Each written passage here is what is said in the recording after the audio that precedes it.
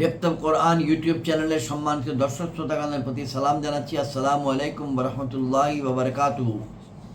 আজকের তারিখ হচ্ছে পবিত্র মুহররম মাসের পহেলা দিন, পহেলা মুহররম 1448 হিজরি। বাংলাদেশের চাঁদ দেখার উপর নির্ভর করে বাংলাদেশের অনুষ্ঠিত ক্যালেন্ডার মোতাবেক এই তারিখ। মহান আল্লাহ রাব্বুল আলামিনের কাছে আমাদের প্রার্থনা, বিগত বছরটির গুনাহগুলি মাফ করুন, সারা জীবনের গুনাহ মাফ করুন। এই বছর এবং আগামী যেই বছরটি আসলো সেই বছর আমাদেরকে গুনাহমুক্ত থাকার তৌফিক দিন। আপনার রহমতের চাদরে আমাদেরকে ঢেকে রাখুন, শয়তানের ওয়াসওয়াসা থেকে আমাদেরকে মুক্ত রাখুন। আমরা পবিত্র ডেপথ অফ কোরআন ইউটিউব চ্যানেলে পবিত্র কোরআন তেলাওয়াত করি এবং তার অর্থ উপস্থাপন করি। সেই ধারাবাহিকতায় আজকে 220 নম্বর পর্ব উপস্থাপন করা হবে। এতে পবিত্র কোরআনের 28তম সূরা সূরা আল কাসাসের 83 থেকে 88 আয়াত 83 to 88 তেলাওয়াত করা হবে এবং অর্থ উপস্থাপন করা হবে। ডেপথ অফ কোরআন ইউটিউব চ্যানেলে সূরা আল কাসাস এর আলোচনা শুরু হয়েছিল 212তম পর্ব দিয়ে। আপনাদের যদি কষ্ট না হয়, যদি সুযোগ এবং সময় থাকে, সেখানে গিয়ে প্রাথমিক বক্তব্যটা শুনে নিতে পারবেন। আজকেও কিছু প্রাথমিক সমাপনী বক্তব্য আমরা এখনই বলবো। আজকের পর্বের মাধ্যমে ডেপথ অফ কোরআন ইউটিউব চ্যানেলে 220তম পর্বের মাধ্যমে সূরা আল কাসাসের তেলাওয়াত এবং আলোচনা শেষ হবে। আমরা যে কিতাব থেকে তেলাওয়াত করি সেটি হলো আলা হযরত ইমাম মোহাম্মদ আহমদ রেজা খান বেরলভী রহমতুল্লাহ আলাইহি কর্তৃক কৃত তরজমা এ কোরআন, নাম কনজুল ঈমান, ও হাকিমুল উম্মত আল্লামা মুফতি আহমদ ইয়ার খান নঈমি রহমতুল্লাহ আলাইহি কর্তৃক কৃত তাফসির, নাম নুরুল ইরফান। এই দুইটির সমন্বয়কৃত বাংলা অনুবাদ যেটি করেছেন মাওলানা মুহাম্মদ আব্দুল মান্নান, চট্টগ্রাম নিবাসী। দ্বিতীয় আরেকটি কিতাব যেটি থেকে আমরা মাঝে মধ্যে তথ্য সংগ্রহ করি, আপনাদের নিকট পড়ে শোনাই, ব্যাখ্যা শোনাই, সেটি হলো ডক্টর মিজানুর রহমান আজহারি মহোদয় কর্তৃক লিখিত বা সংকলিত কিতাব, নাম এক নজরে কোরআন। আমরা ডেপথ অফ কোরআন ইউটিউব চ্যানেলের 212তম পর্বে শুরু করেছিলাম সূরা আল কাসাস। তখন কিছু প্রাথমিক বক্তব্য আমরা এই এক নজরে কোরআন থেকে নিয়েছিলাম। আজকে কিছু সমাপনী বক্তব্য সেখান থেকে নেই। আমরা 212তম পর্বে শান নজুর বলেছিলাম। এখন আমরা অন্য দুটি বিষয় আপনাদের সামনে তুলে ধরি। সেটি হচ্ছে এই সূরা থেকে একটি কেস স্টাডি, যেমন কোনো দেশের শাসক হলো সেই দেশের প্রধান ব্যক্তি, দেশ ও জাতির মাথা। তো এই মাথা যদি অচল হয় বা উল্টা পথে চলে, তখন গণমানুষের যাইবার কোনো জায়গা থাকে না। আবার সেই শাসক যদি নিজেকেই রব দাবি করে বসে, তাহলে তো কোনো কথাই নাই। ফিরআউনই ছিল তেমনই এক শাসক। মুসা আলাইহিস সালাম তার কাছে দাওয়াত নিয়ে গিয়েছিলেন, এক আল্লাহকে রব হিসাবে স্বীকার করে নিতে বলেছিলেন। কিন্তু সেই ফিরআউন অহংকার দেখিয়ে হামানকে নির্দেশ দেয়, হামান, তুমি আমার জন্য একটা সুউচ্চ প্রাসাদ বানাও, যাতে সেখানে উঠে আমি মুসার খোদাকে দেখে নিতে পারি। আমার দৃঢ় বিশ্বাস সে, অর্থাৎ ফিরআউনের বক্তব্য, সে বলতে মুসা আলাইহিস সালামকে বোঝাচ্ছে, সে মিথ্যাবাদী, আনকোট। ক্ষমতার দম্ভে মানুষ কতটা অন্ধ হতে পারে তার জ্বলন্ত প্রমাণ এই ফিরআউনের কাহিনী এবং বক্তব্যগুলি। আজকাল যে দেশে দেশে বিভিন্ন জাতির মাঝে এমন ফিরআউন নাই, এমনটি বলা কিন্তু অসম্ভব। এদেরকেও দেখবেন ক্ষমতার জোশে স্থির থাকতে পারে না। কাকে কি করবে, কার উদ্দেশ্যে কি বলবে, কোনো হুঁশ থাকে না।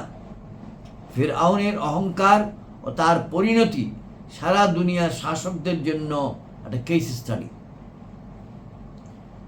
যুক্ত করছি বক্তব্য যে মুসা আলাইহিস ইসলামের ঘটনা এবং ফেরাউনের ঘটনা পবিত্র কোরআনে একাধিক জায়গায় বিস্তারিতভাবে এসেছে। তার মধ্যে এই মুহূর্তে আমরা শেষ করছি সূরা আল কাসাস। এখানেই আলোচনাটা ছিল। আরেকটি পিছনের দিকে তাকিয়ে যদি আমরা চিন্তা করি, অর্থাৎ রিফ্লেকশন বা তাদাব্বুর, এই সূরার প্রথম 13টি আয়াত পড়লে চমকে উঠতে হয়। সদ্য জন্ম নেওয়া একটা শিশু, চারিদিকে তার বিপদের হাতছানি। সেই সময়ে তার মায়ের কাছে আদেশ এলো, ওকে নদীতে ভাসিয়ে দাও। আর আল্লাহর আদেশে মাও সঙ্গে সঙ্গে তাই করলেন। ছেলের জীবন নিয়ে শঙ্কিত হলেন না। শিশুটি পানিতে স্রোতে ভাসতে ভাসতে গিয়ে উপস্থিত হলো ফিরাউনের ঘাটে। যেই ফিরাউন কিনা এই ধরনের ছেলে শিশু জন্ম নেওয়া মাত্রই হত্যার হুকুম জারি করেছিল এবং সেই হুকুম বাস্তবায়ন হচ্ছিল। অথচ আল্লাহর ইচ্ছায় এই শিশুটির কোনো ক্ষতি সে করতে পারল না। মহান আল্লাহর ইচ্ছাতেই ফেরাউনের স্ত্রী শিশুটির প্রতি মমতাময়ী হয়ে উঠলেন এবং তার আহ্বানে ফেরাউনে মমতাময় হয়ে উঠল। ফেরাউন তার নিজের ঘরেই শিশুটিকে লালন পালনের জন্য রেখে দিলেন বা তাকে রেখে দিতে হলো। ওইদিকে ওই শিশুটি কোনো ধাত্রীর দুধ গ্রহণ করছে না। এটাও আল্লাহরই হুকুম, আল্লাহরই বন্দোবস্ত। বাধ্য হয়ে তার মাকেই ধাত্রী তথা দুধ মা হিসাবে নিয়োগ দিতে হলো। আমরা একটু রিফ্লেক্ট করি, পিছনের দিকে চিন্তা করি যে শিশুটি ফিরাউনের ঘরে এসেছে, দুগ্ধপোষ্য শিশু, অত্যন্ত নবজাতক, কিন্তু কারো দুধ খাচ্ছে না। অনেক ধাত্রী সামনে আনা হলো, কোনো ধাত্রীর দুধ সে খাচ্ছে না, সেই শিশু খাচ্ছেন না। তখন সংবাদ আসলো যে অমুক জায়গায় অমুককে যদি আনা হয়, সে একজন ভালো ধাত্রী, সে ভালো দুধ মা হতে পারে, সম্ভাবনা আছে এই শিশু ওনার দুধ খাবে। ফেরাউনের অনুমতিতে, ফেরাউনের পরিবারের অনুমতিতে ওই ধাত্রীকে আনা হলো এবং তিনি ছিলেন মুসা আলাইহিস ইসলামের আপন মা, জন্মদাত্রী মা। বাধ্য হয়ে তার মাকেই ফেরাউন দুধ মা হিসাবে নিয়োগ দিল। অথচ ফেরাউন জানতেই পারল না কোথা দিয়ে কি হয়ে গেল। এই শিশুটি কে ছিল? সম্মানিত দর্শক শ্রোতা, আপনারা নিশ্চয় ধরতে পেরেছেন। হ্যাঁ, মুসা আলাইহিস সালাম। ভেবে দেখুন কতটা নিখুঁত পরিকল্পনা আমাদের রবের। কতগুলো ধাপ পার হয়ে মুসা আলাইহিস সালামকে নবী হিসাবে গড়ে উঠতে হয়েছে। আর সেই ধাপগুলো আল্লাহ তার জন্য কতটা সহজ করে দিলেন। তাই জীবনের যে কোনো কঠিন সময়ে আল্লাহর উপর ভরসা রাখতে হবে। মুসা আলাইহিস সালাম এর ঘটনাটি হৃদয়ে ধারণ করতে হবে। এতে করে জীবনের প্রতি কখনো হতাশা কাজ করবে না। আজকাল তো হতাশা আমাদের পিছু ছাড়ে না কিছুতেই। কিন্তু আপনি যদি একটিবার আল্লাহর উপর পুরোপুরিভাবে তাওয়াক্কুল করতে পারেন, তাহলে তিনিই আপনাকে পথ দেখাবেন। তা যতটা আঁধারেই ছেয়ে থাকুক সেই পথ। আমরা সূরা আল কাসাসের তেলাওয়াত এবং অর্থ উপস্থাপন শেষ করব আজকের এই 220তম পর্ব দিয়ে। আমরা দরুদ শরীফ তেলাওয়াত করি। আল্লাহুম্মা সাল্লি আলা মুহাম্মাদিন ওয়া আলা আলি মুহাম্মাদিন কামা সাল্লাইতা আলা ইব্রাহিম ওয়া আলা আলি ইব্রাহিম ইন্নাকা হামিদুম মাজিদ। আল্লাহুম্মা বারিক আলা মুহাম্মাদিন ওয়া আলা আলি মুহাম্মাদিন কামা বারাকতা আলা ইব্রাহিম ওয়া আলা আলি ইব্রাহিম ইন্নাকা হামিদুম মাজিদ। আল্লাহুম্মা সাল্লি আলা সাইয়্যিদিনা মুহাম্মাদিন ওয়াসিলাতি ইলাইকা ওয়া আলিহি ওয়া সাল্লিম। আল্লাহুম্মা সাল্লি আলা সাইয়্যিদিনা মুহাম্মাদিন ওয়াসিলাতি ইলাইকা ওয়া আলিহি ওয়া সাল্লিম। আল্লাহুম্মা সাল্লি আলা সাইয়্যিদিনা মুহাম্মাদিন ওয়াসিলাতি ইলাইকা ওয়া আলিহি ওয়া সাল্লিম। সাল্লাল্লাহু আলাইহি ওয়াসাল্লাম, সাল্লাল্লাহু আলাইহি ওয়াসাল্লাম, সাল্লাল্লাহু আলাইহি ওয়াসাল্লাম।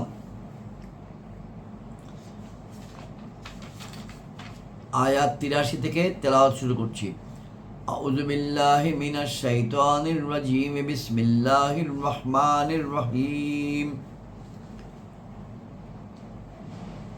তিলকাদ দারুল আখিরাতু নাজআলুহা লিল্লাযিনা লা ইউরিদুনা উলুওয়ান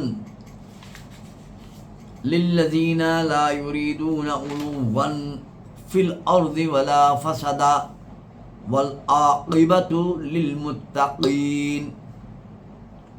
মান জাআ বিল হাসানাতি ফালাহু খায়রুম মিনহা ওয়া মান জাআ বিস সাইয়্যাতি ফালা ইউজজাল লাযিনা আমিলুস সাইয়্যাতি ইল্লা মা কানু ইয়ামালুন।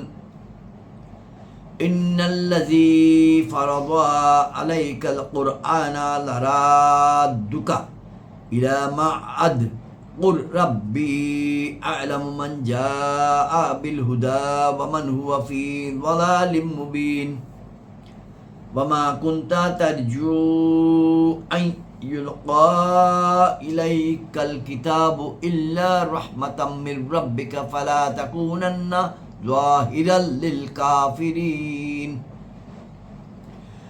ওয়ালা ইয়াসুদ্দুন্নাকা আন আয়াতিল্লাহি বা'দা ইয উনজিলাত ইলাইকা ওয়াদউ ইলা রাব্বিকা ওয়ালা তাকুনান্না মিনাল মুশরিকিন। ওয়ালা তাদউ মা'আল্লাহি ইলাহান আখার লা ইলাহা ইল্লাহু কুল্লু শাইইন হালিকুন ইল্লা ওয়াজহাহু লাহুল হুকমু ওয়া ইলাইহি তুরজাউন। সাদাকাল্লাহুল আযীম ওয়া সাদাকা রাসূলুহুন নবিয়্যুল কারীম। আমরা এখন অর্থ বলবো, অর্থ পড়ে শোনাবো ইনশাআল্লাহ। আয়াত 83 থেকে শুরু। এটা আখিরাতের আবাস আমি তাদেরই জন্য নির্ধারিত করি যারা ভূপৃষ্ঠে অহংকার চায় না, অশান্তি চায় না, আর পরকালের শুভ পরিণাম খোদা ভীরুদেরই। আয়াত 84। যে সৎকর্ম করেছে তার জন্য তা অপেক্ষা উত্তম রয়েছে, এবং যে মন্দ কর্ম করেছে তার যারা মন্দ কাজ করে তারা তার বদলা পাবে না এক্সেপ্ট যতটুকু করেছিল। গুরুত্বপূর্ণ পয়েন্ট, যে সৎকর্ম করেছে তার জন্য তা অপেক্ষা উত্তম রয়েছে, অর্থাৎ তার থেকে বেশি, এবং যে মন্দ কর্ম করেছে সে যতটুকু করেছিল তার বদলা পাবে। নিশ্চয়ই যিনি আপনার উপর, আয়াত 85, আল্লাহ রাব্বুল আলামিন বলছেন, নিশ্চয়ই যিনি আপনার উপর কোরআনকে ফরজ বা অপরিহার্য করেছেন তিনি আপনাকে ফিরিয়ে নিয়ে যাবেন যেখানে আপনি ফিরে যেতে চান। আপনি বলুন, আমার রব ভালো জানেন তাকে যিনি হিদায়াত এনেছেন এবং তাকেও যে স্পষ্ট ভ্রান্তিতে রয়েছে। এখানে আয়াত টিকা আছে 209 এবং 210 ও 211। আমরা তিনটাই পড়ে শোনাচ্ছি। আয়াত 209, টিকা 209, পেজ 2050। এই আয়াত শরীফ যে স্থানে অবতীর্ণ হয়েছে সেটির নাম জুহফা। যখন রাসূল পাক সাল্লাল্লাহু আলাইহি ওয়াসাল্লাম হিজরত করে মক্কা মুআজ্জামা থেকে মদিনা মুনাওয়ারায় তাশরিফ নিয়ে যাচ্ছিলেন, আর রাসূল পাক সাল্লাল্লাহু আলাইহি ওয়াসাল্লামের মনে ইব্রাহিমী শহর মক্কা ছেড়ে চলে যাবার কারণে দুঃখ ছিল। এই আয়াতে ওয়াদা দেওয়া হলো যে আমি আপনাকে অতি জাঁকজমক সহকারে পুনরায় মক্কা মুআজ্জামা ফিরিয়ে দেব। সুতরাং মহান রব আপন ওই ওয়াদা পূর্ণ করেছেন, আর রাসূল পাক সাল্লাল্লাহু আলাইহি ওয়াসাল্লাম মক্কা বিজয় করেছিলেন। টিকা 210। যে কেউ সফরে যাবার সময় এই দোয়া পড়ে ঘর থেকে বের হবে সে ইনশাআল্লাহ নিরাপদে সুন্দর সাফল্য সহকারে ফিরে আসবে। যেমন আকাঈদ জাহান সাল্লাল্লাহু তাআলা আলাইহি ওয়াসাল্লাম পুনরায় মক্কায় বিজয়ী বেশে সসম্মানে প্রবেশ করেছেন। সেখানে কি লেখা ছিল আমরা আয়াতটা পুনরায় পড়ে নিন। লাস্ট টিকা হচ্ছে 211 নম্বর টিকা। সেখানে কি বলা আছে? মক্কার কাফেরগণ হুজুরের দরবারে, রাসূল পাক সাল্লাল্লাহু আলাইহি ওয়াসাল্লামের দরবারে আরজ করেছিল, আপনি সুস্পষ্ট পথভ্রষ্টতার মধ্যে রয়েছেন। নাউযুবিল্লাহ। তাদের খণ্ডনে এই আয়াত শরীফ অবতীর্ণ হয়েছে, যেখানে ইরশাদ হয়েছে, তোমরা এই কথা অনুধাবন করতে পারছো না যে গুমরাহিতে কে আছে আর হিদায়াতের উপর কে রয়েছেন, মহান রবই জানেন। এর অর্থ আবার এটাও নয় যে রাসূল পাক সাল্লাল্লাহু আলাইহি ওয়াসাল্লাম জানেন না যে তিনি হিদায়াতের উপর আছেন কিনা আর কাফেরগণ গুমরাহ কিনা। মহান রব শপথ করে ইরশাদ করেছেন, হে মাহবুব, আপনি সরল পথের উপরেই রয়েছেন। আপনি রাসূল পাক সাল্লাল্লাহু আলাইহি ওয়াসাল্লাম সমস্ত মানুষ সম্পর্কে জানেন কার শেষ নিঃশ্বাস ঈমানের উপর যাবে আর কার শেষ নিঃশ্বাস কুফরের উপরে যাবে। এর বিস্তারিত বিবরণ বিভিন্ন কিতাবে বিভিন্ন ব্যাখ্যায় আছে। আমরা আয়াত 85টা পড়ে শুনি আরেকবার। ইন্নাল্লাযী ফারদা আলাইকাল কুরআনা লারাদ্দুকা ইলা মাআদ কুর রাব্বি আ'লামু মান জাআ বিল হুদা ওয়া মান হুয়া ফি যালিম মুবিন। আয়াত 86 বাংলা অর্থ বলছি। এবং আপনি আশা করতেন না যে কিতাব আপনার প্রতি প্রেরণ করা হবে। হ্যাঁ, আপনার রব অনুগ্রহ করেছেন, সুতরাং কখনো কাফিরদের সহায়তা করবেন না। আয়াত 87। এবং কখনো তারা যেন আপনাকে আল্লাহর আয়াতসমূহ থেকে বিমুখ না রাখে এরপর যে সেগুলো আপনার প্রতি অবতীর্ণ হয়েছে, এবং আপনার রবের প্রতি আহ্বান করুন, আর কিছুতেই যেন অংশীবাদীদের অন্তর্ভুক্ত না হন। এই সূরার শেষ আয়াত, আজকের আলোচনার শেষ আয়াত, আয়াত 88। এবং আল্লাহর সাথে অন্য উপাস্যের পূজা করো না, তিনি ব্যতীত অন্য কোনো খোদা নাই, প্রত্যেক কিছু ধ্বংসশীল, তারই সত্তা ব্যতীত, নির্দেশ তারই এবং তারই প্রতি ফিরে যাবে। ওয়ালা তাদউ মা'আল্লাহি ইলাহান আখার লা ইলাহা ইল্লাহু কুল্লু শাইইন হালিকুন ইল্লা ওয়াজহা লাহুল হুকমু ওয়া ইলাইহি তুরজাউন। সাদাকাল্লাহুল আযীম ওয়া সাদাকা রাসূলুহুন নবিয়্যুল কারীম। আজকের আলোচনা এই পর্ব এখানে শেষ। সূরা কাসাস তেলাওয়াত এবং অর্থ উপস্থাপন শেষ। ইনশাআল্লাহ আগামী পর্ব থেকে আমরা নতুন সূরা আনকাবুত শুরু করব। আসসালামু আলাইকুম ওয়া রাহমাতুল্লাহি ওয়া বারাকাতুহু।